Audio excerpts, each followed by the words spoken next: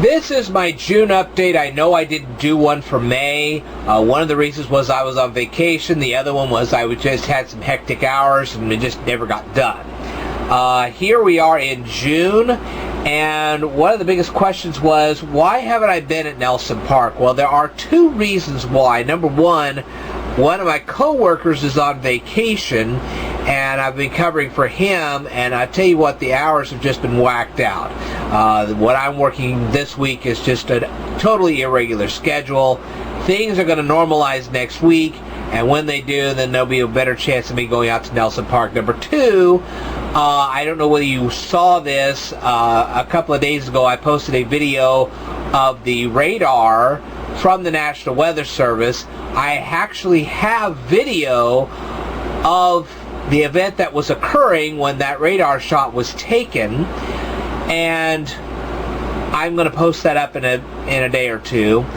The point is, it has just been a deluge out here, and you just don't go to Nelson Park when it's been raining that much. Number one, you have to deal with the water. Number two, you have to deal with the mud.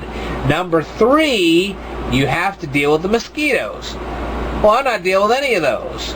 So I have another location where I can videotape, and I'm going to go out there and I'm going to do some videotaping out there. And when I do, then boom, we'll have some pretty scenery and so on and so forth. After a while, the waters will recede, things will start normalizing in Nelson Park, and then I can go out there and do some videotaping out there. I do have the materials ready, I just haven't gotten out there yet. Alright. The next thing I wanted to cover, a lady asked me a question about free or cheap advertising. First of all, let me tell you, you have to sell yourself in order to make things work. If you have nothing of yourself to sell, people just are not going to be interested in you. One of the things I've been doing on this YouTube channel is I have been trying to get people to watch me, and some people have, some people have not. A lot of them not said why they haven't been watching me. Others have said, well, this is a nice channel, but then they only watch one or two of my videos and they go move on. I did go from a little over 80 subscribers in early part of May to 183, well, actually 185 as of tonight. So I know there is an interest in my videos, but it doesn't seem to be a great big interest, and that kind of, well, it kind of disappoints me a little bit, but we take what we can get. My personal suggestion to you is go after your bread and butter customers. Let me tell you something. It's not your big customers who's going to make the day. It's your bread and butter customers. It would be better to earn a dollar bill from 1,000 people than to earn $1,000 from a single person, because most likely the people that gave you $1 will most likely come back and give you another $1 and then another $1 and another $1 after that.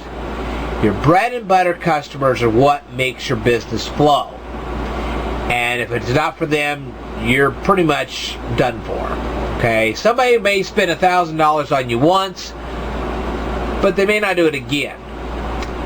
So if you're looking for subscribers, I wouldn't look for a person that has 50,000 subscribers. I look for the person that has 3 or 4. They're more likely to pay attention to you. Let me tell you something. When you start getting slammed with hundreds of emails, you're probably not going to read them all. I've been doing pretty good with that so far. I'm sure as my audience gets a little bit bigger, it's going to be a little bit harder for me to do that. I'm very prepared for that. One of the biggest things, though, is that since I'm doing all these educational videos, a lot of people don't really have to respond that well to me because they know what's going to come up next. They don't have to ask me for the information. They know it's coming. They may not know when it's coming, but they know it's coming. They know that I'm going to finish out my calculus lessons. They know I'm going to finish out my Euclidean geometry. They know I'm going to finish out my Italian lessons, so on and so forth. So they know the material is coming and they don't have to ask for it. And so that eliminates a lot of the, oh, I need you to do this, I need you to do that. Well, I'm already doing it and you know it's coming, you just don't know when.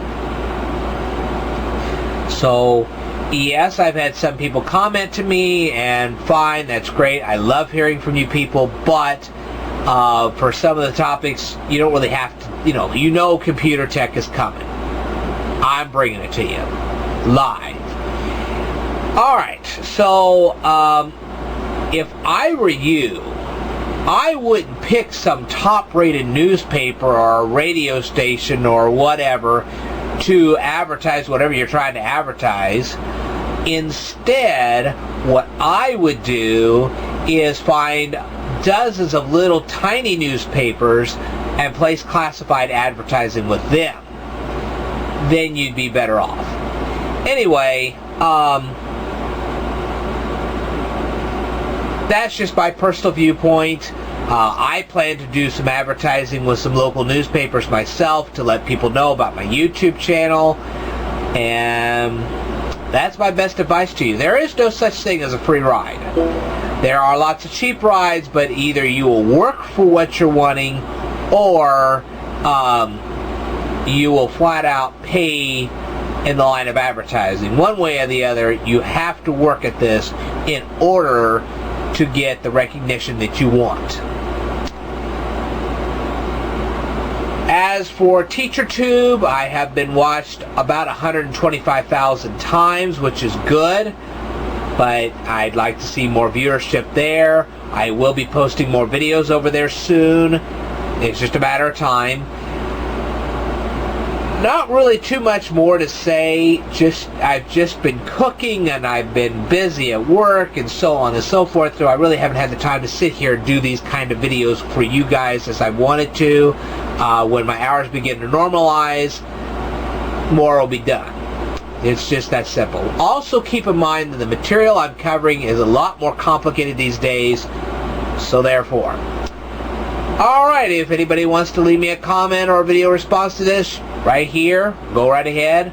I will tell you more in a future video, so stay tuned.